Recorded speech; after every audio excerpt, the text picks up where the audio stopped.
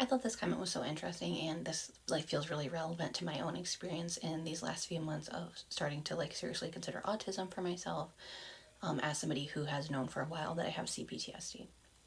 So can cptsd, maybe especially attachment trauma or other relational trauma, look like autism? Yes, I absolutely think so. And I think that's why for a long time I thought like, well, it kind of makes sense that I relate to some like autism content, but I'm not actually autistic because for me, there's so much trauma and social anxiety from that trauma that's involved there. And that's true. Like, I, without a doubt, have attachment trauma, complex trauma, relational trauma. Also, sometimes feel like I feel the need to make no mistakes or ever hurt people, kind of like a perfectionistic expectation of myself within social interactions and within relationships. And I think a whole lot of that, if not all of that, stems from trauma, not autism. However, I also think that there are some really core differences, and I think, in my mind at least, and I'm sure I have followers who know way more about this than I do. I'm not an expert in anything, but I know more about trauma than I do about autism. So, absolutely step in and correct me if I get something wrong. To like really distill it down, I would say that I look at relational trauma and social anxiety as kind of being about perfectionism within relationships and within social interactions, whereas autism is more of a lack of instinctual skills or kind of having to put extra effort into learning how relationships work, how socializing works, how interacting works, versus neurotypical people.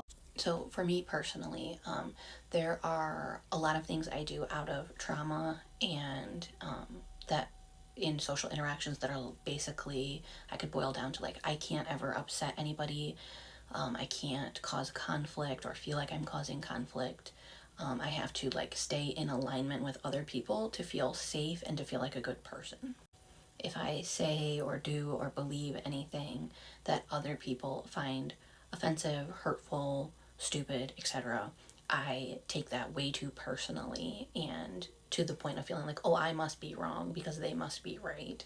And that to me is the core of my trauma. That and those things are trauma and cptsd and social anxiety, in my opinion. I see trauma ending and autism starting is in situations where even if I take away all of that anxiety and all that trauma of like, I need to be perfectly in alignment with this other person to be an acceptable person, I still don't, I still feel quite confused about how to go from like an acquaintance to a close friend with somebody.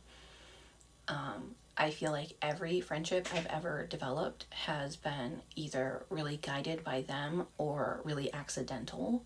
If I know somebody that I think I'm well aligned with, and I think they might be open to being friends with me, I still really don't know how to go about trying to make that happen, and have to kind of manually put effort into things like, am I reaching out to them enough? Am I asking them enough questions so that this conversation doesn't feel one-sided? It's very unintuitive to me to ask other people questions. Like, for some reason, I default to assuming people will talk to me and tell me the things that they feel like telling me, even though I don't operate that way myself. Like, I don't just tell people everything I want them to know. So why I default to assuming that they would do the same in return, I have no idea.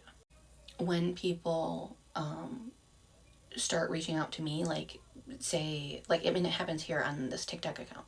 People will text, like, send me a DM and we'll have like a quick conversation.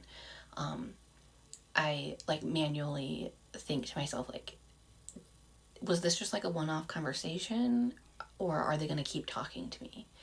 And then if they message me like a few days after that initial conversation and ask me how I'm doing, like, I can kind of have that conversation, but then it's like, okay, are they expecting me to ask them how they're doing a few days from now, or would that be burdening them because like they just wanted two conversations? Like, I don't, that like intuitive sense of like being able to read what kind of relationship or kind of closeness other people want from me isn't really there.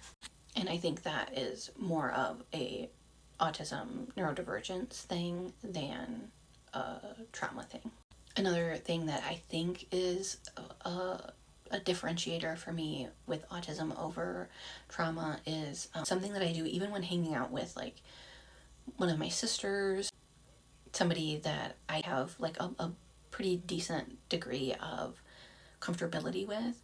I still will kind of pre-plan topics because, like, not just the idea like, oh, you could bring this up or you could ask about this or things like that, because if I don't kind of have a list of options of what to talk about, then my ability to think of something to say when there's like a lull in conversation is like on the fly is really just not there. Like I'm not good at kind of naturally keeping conversation going. I have to kind of have some prep work prepared to not just go like a fair amount.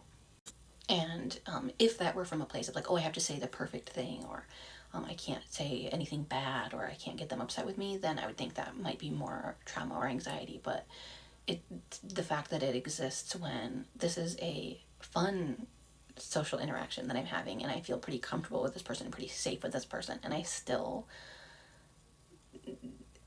kind of have to do some intentional planning and prep work and just put more mental intentionality into being able to engage with people. Like the skill just doesn't come as naturally to me.